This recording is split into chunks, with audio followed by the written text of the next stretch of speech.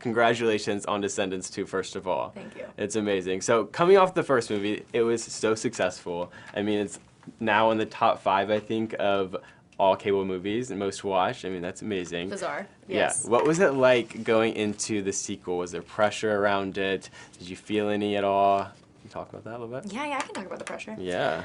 Pressure. Question. Go. You know, it wasn't so much like pressure as much as it was.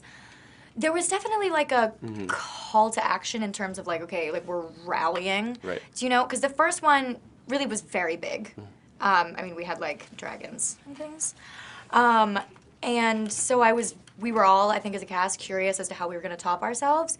And then when they made us aware of how we were going to top ourselves, I think there was a bit of a wave of terror, just in terms of like, oh, okay, that will definitely top that if we can do that.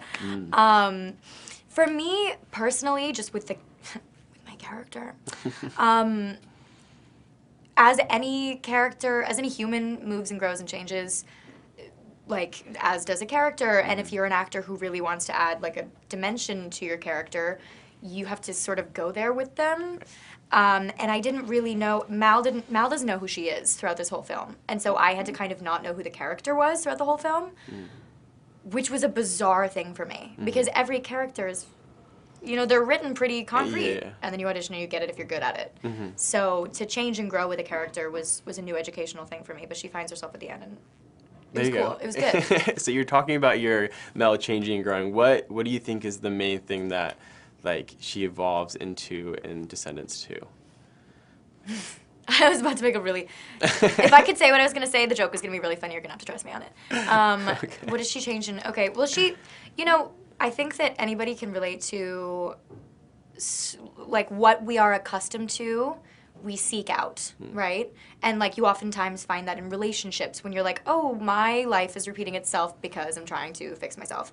And so Mal was very shrouded in, like, neglect and pain and lack of support and lack of approval. And so she just sort of learned to be her own island, and she just, like, hid herself away, but then also projected something beyond that so no one could tell that she had hidden herself away. And so to find herself in the next film with so much love and support and people being like, be whatever you need to be, and she doesn't know how to do that, that was something that, like, was very challenging.